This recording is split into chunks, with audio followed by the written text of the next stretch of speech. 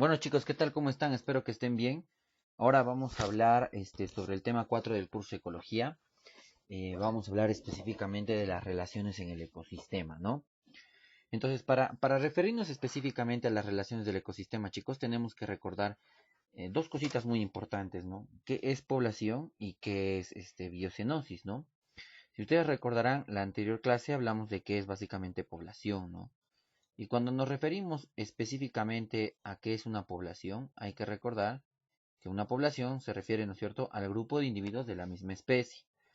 Y que era básicamente la biocenosis al grupo, ¿no es cierto?, de poblaciones que van a interactuar entre ellas, ¿no?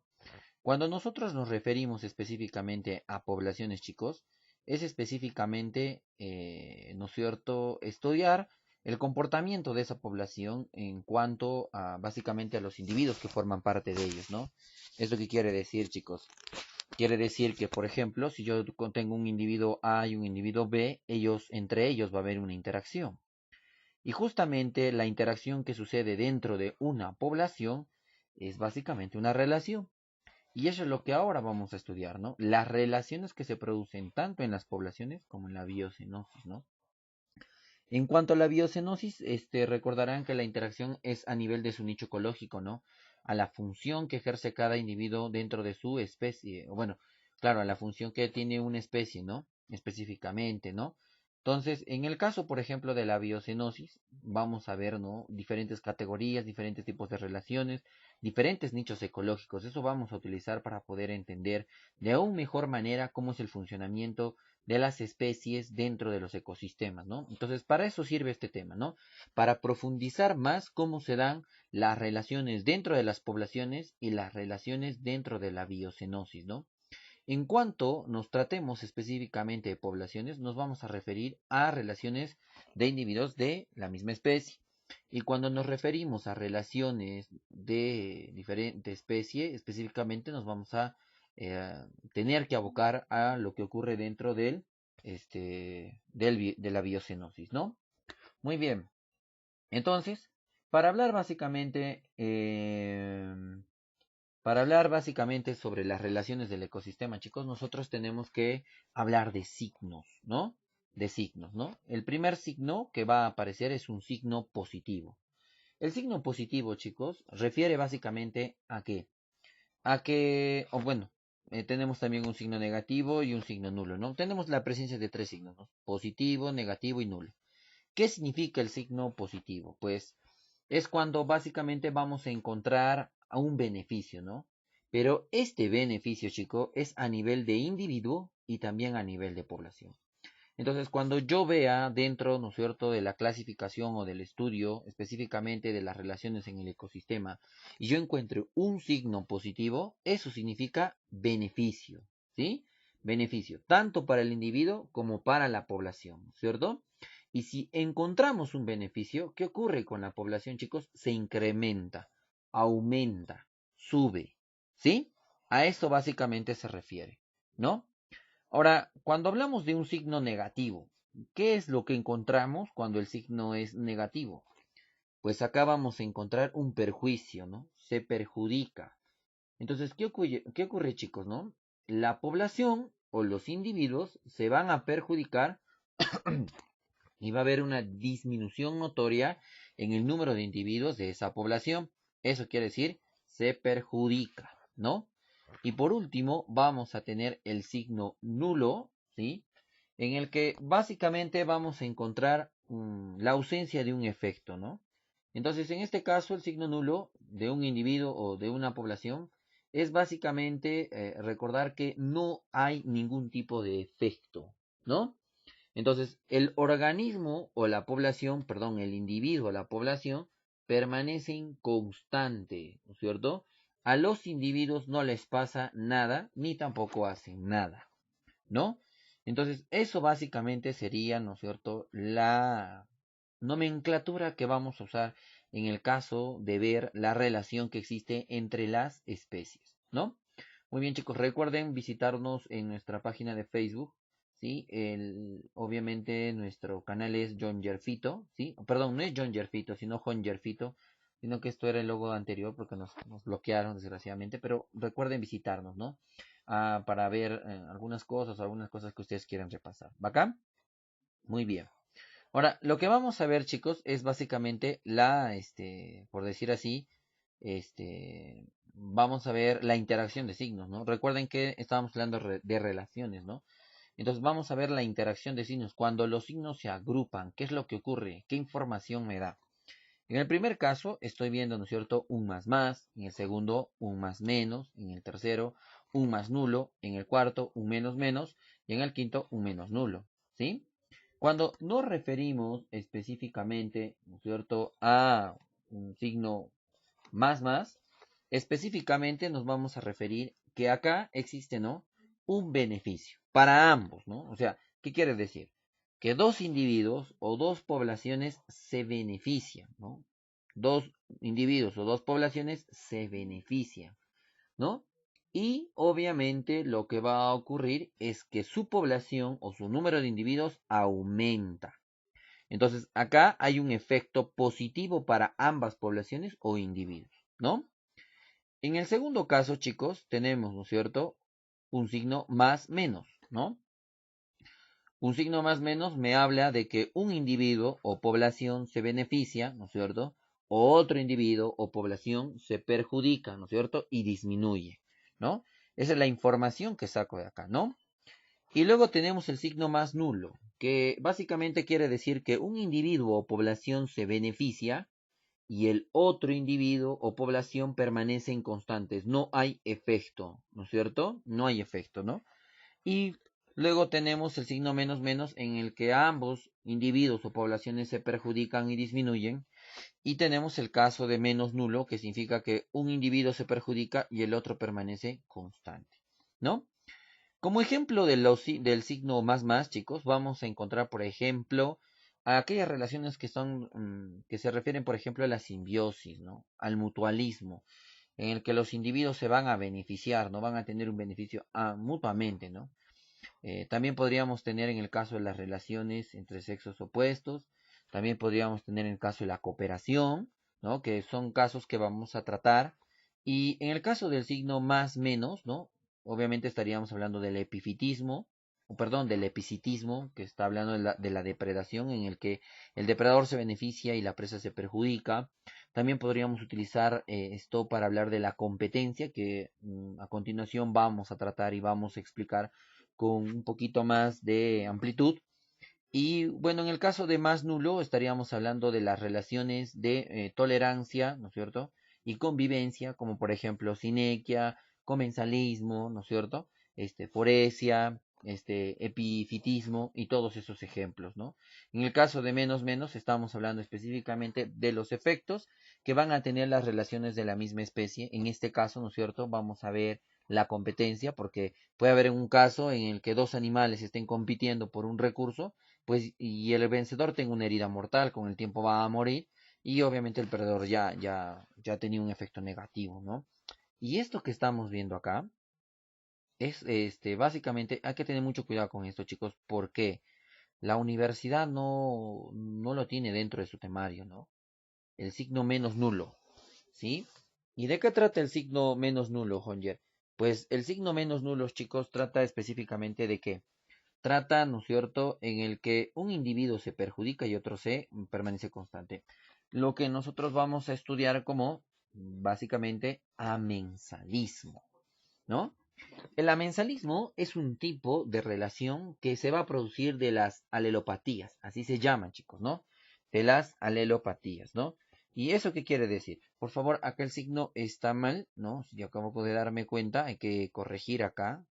Entonces, el signo acá no es positivo, sino el signo es ¿qué? Nulo, ¿sí? Signo nulo, ¿cierto? Entonces, el signo es menos nulo, ¿no es cierto? Una alelopatía se refiere básicamente, chicos, a una relación básicamente de depredación, ¿no? En el que un individuo se beneficia y otro se perjudica. En este caso, el amensalismo surge de eso, de las alelopatías, pero en este caso no hay respuesta de otro organismo. ¿Qué quiere decir? Normalmente, ¿no? Una alelopatía me podría hablar, ¿no? Un signo negativo y un signo positivo. Entonces me está diciendo que un organismo se perjudica y otros se benefician, ¿cierto?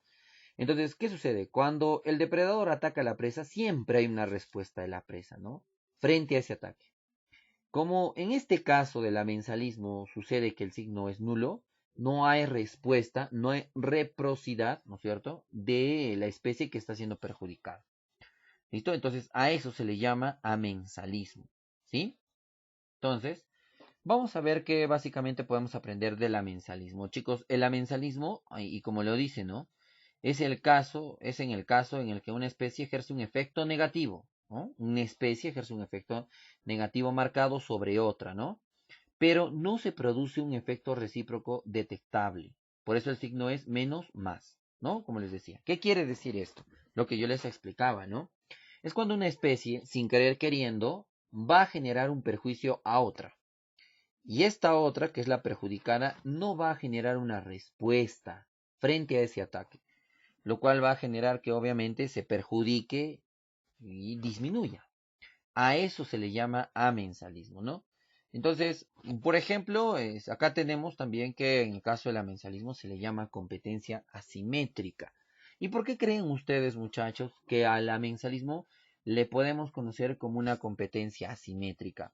¿A qué se debe justamente que podamos nosotros entender al amensalismo como una competencia asimétrica? Justamente al concepto que habíamos hablado, ¿no es cierto?, de que ese efecto no es recíproco detectable, ¿no? Entonces, normalmente cuando existen relaciones en el ecosistema, chicos, siempre hay una causa y un efecto, ¿no? Siempre hay una reacción, ¿no es cierto? Y básicamente una respuesta a eso, ¿no? Pero en el caso del amensalismo, no. Está habiendo un efecto de una especie hacia otra, un efecto de una especie hacia otra, pero no está habiendo respuesta de la otra parte. Por lo tanto, se le llama competencia asimétrica. Entonces, al amensalismo también se le puede conocer con el nombre de competencia asimétrica, ¿no? En el caso de nuestro país, tenemos, ¿no?, el ejemplo de una especie llamada eucalipto, que tiene un signo nulo, con nuestras especies nativas como la queuña, chachacomo, kiswar, que tiene el signo negativo, ¿no? En este caso, chicos, obviamente el que está generando, ¿sí?, un efecto negativo marcado sobre otra sería el eucalipto, ¿no? Porque ese tiene el signo nulo. Pero la otra, ¿no es cierto?, no genera un efecto recíproco detectable, que quiere decir que la queuña, el chachacomiquisguar, no van a generar una respuesta frente, ¿no es cierto?, al ataque que esté generando el eucalipto sin querer queriendo, ¿no? Entonces, acá en esta imagen podemos observar claramente lo que acabamos de explicar. Miren, todo esto que están viendo acá, chicos, es un bosque de eucaliptos, ¿no? Todo eso es un bosque de eucaliptos. Si ustedes notan, al lado del bosque de eucaliptos tenemos otras plantas, ¿sí? Sería muy imposible que encontremos una planta de estas dentro de este bosque de eucalipto. Y es que el eucalipto genera justamente un efecto, ¿sí?, sobre el crecimiento de las plantas que están alrededor de los eucaliptos, ¿no? Entonces, haciendo que obviamente este crecimiento se inhiba. Escuchen lo que les estoy diciendo, se inhibe el crecimiento de las plantas. Los eucaliptos pueden liberar diferentes tipos de sustancias. Hay tres formas en las que va a inhibir el crecimiento de las plantas, ¿sí? La primera forma es que en las raíces del eucalipto, chicos, se liberan ácido cítrico, que los eucaliptos utilizan para específicamente fragmentar las rocas, romper las rocas que se encuentran dentro del suelo. Entonces, esa ruptura que se produce, ¿no es cierto?, por liberación de ácidos, hace que el suelo alrededor de los eucaliptos se acidifique, lo cual haría imposible, ¿no es cierto?, el desarrollo de las raíces de las plantas que están, ¿no es cierto?, o que estarían cerca de los eucaliptos. Entonces, ahí se genera un efecto negativo, ¿no? Entonces, está inhibiendo el crecimiento. La otra forma de inhibir es básicamente el eucalipto lo que hace es succionar el agua que se encuentra en el suelo. Succiona todo el agua que se encuentra en el suelo, la mayor cantidad de agua que sea posible. Entonces, esa agua es básicamente succionada por las raíces del eucalipto y es liberada por las hojas del eucalipto al medio ambiente, ¿no? Entonces, esto básicamente también tiene otro efecto marcado porque las plantas necesitan bastante agua para poder crecer Y al hacer eso, el eucalipto obviamente también inhibe el crecimiento de las plantas. Y bueno, en investigaciones muy, por decir así, muy recientes, se determinó que el eucalipto libera una sustancia química llamada eucaliptol, ¿no? E incluso con el fenantreno, o claro, fenantreno, que van a ser sustancias que van a dirigirse específicamente a las semillas de estas plantas, impidiendo su germinación, ¿no? Entonces, esas sustancias también van a inhibir la germinación de las semillas de estas plantas, generando obviamente que no existan las plantas, que no progresen las plantas, ¿no? Entonces, estamos viendo un efecto marcado sobre estas especies. En el caso de nuestro Perú, estaríamos hablando de la queuña, del chachacomo y el quisguá, que el eucalipto no los deja crecer. La pregunta es si es que el eucalipto quiere ocasionar eso, ¿no? Si es que el eucalipto quiere generar básicamente un perjuicio impidiendo el crecimiento de estas plantas, o básicamente lo está haciendo sin querer queriendo. Y obviamente la respuesta es la segunda. Lo está haciendo sin querer queriendo, ¿no? Y eso que se le llama amensalismo, ¿no? Competencia asimétrica. Se está generando un efecto sobre otra especie, pero la especie no ejerce una respuesta frente a ese efecto. Y lo único que ocurre es que disminuye su especie y disminuye la cantidad de su población. Y a eso se le llama amensalismo, ¿no? El otro ejemplo de amensalismo que podemos utilizar, chicos, es en el caso, por ejemplo, de las bacterias con un hongo llamado penicillium, ¿no? Lo que estamos observando a continuación, muchachos, es básicamente una placa Petri, ¿no? Si alguna vez han visto, son estas placas de vidrio que se utilizan para hacer los cultivos, tanto de hongos como de bacterias, ¿no? En este caso no vayas a pensar que es una, ¿no es cierto? Es un arbolito de Navidad que está bien bonito y diseñado y todo lo demás. No es así. Lo que estamos encontrando acá es un cultivo de una bacteria llamada Staphylococcus, ¿no? Se han hecho un raspado en zigzag y por todas las zonas donde se ha hecho este raspado han crecido y han proliferado las bacterias Staphylococcus, ¿no? ¿Qué se ha hecho, chicos? Se ha colocado el hongo penicillium, ¿no es cierto?, en una zona, haciendo que el hongo empiece a crecer y producto de su metabolismo, producto de su funcionamiento normal, el hongo penicillium está produciendo un tipo de metabolito, ¿no es cierto?, llamado penicilina, que es una sustancia antibiótica que inhibe el crecimiento de las bacterias.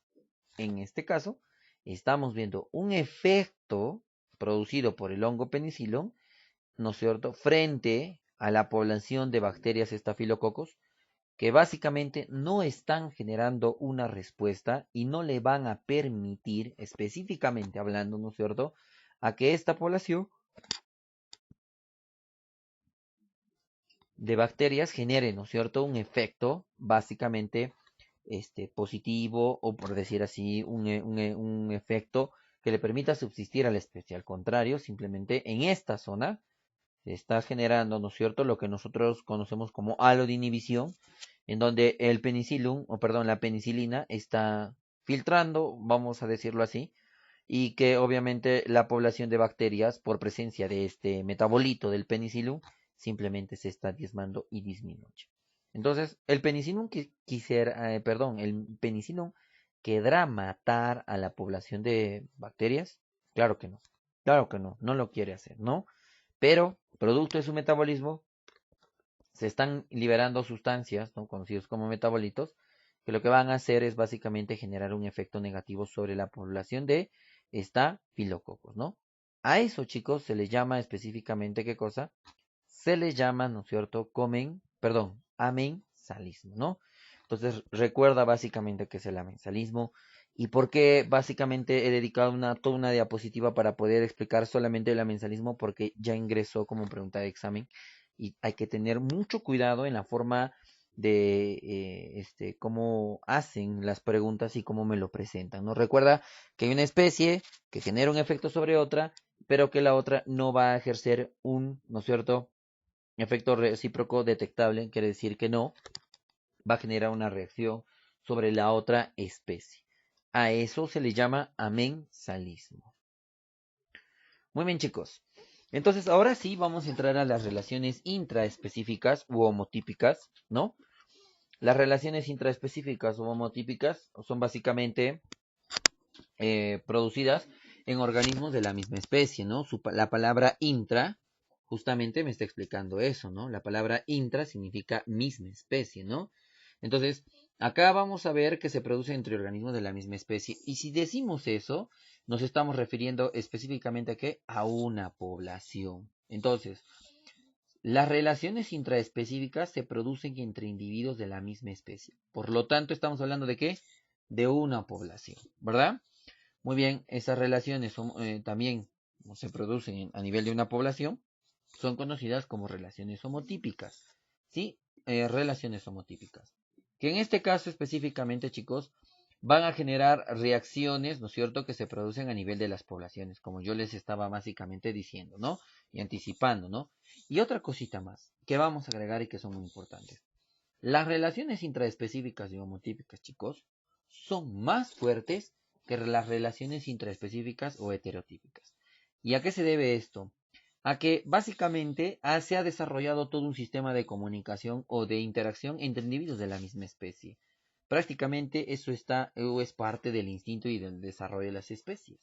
Esto quiere decir que estos individuos van a interrelacionarse con estas especies y va a generar un efecto mucho más fuerte que en el caso de las relaciones entre diferentes especies que no tienen sistema de comunicación, que no tienen el instinto para poder interactuar, que básicamente sí lo tienen los individuos de una población.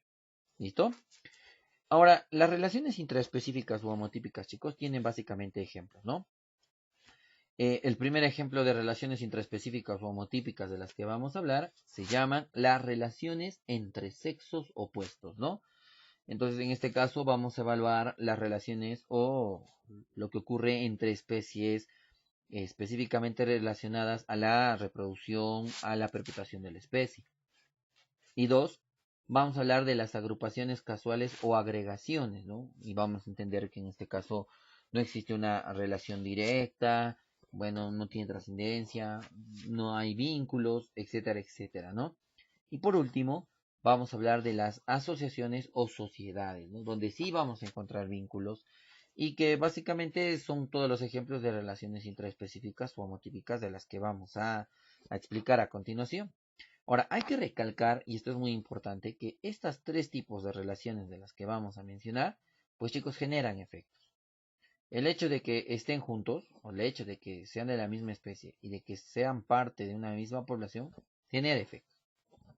En las relaciones entre sexo opuestos, en las agrupaciones casuales o agregaciones, o en las asociaciones o sociedades. Lo que vamos a evaluar finalmente, después de describir todos estos tipos de relaciones intraespecíficas, son los efectos, ¿no?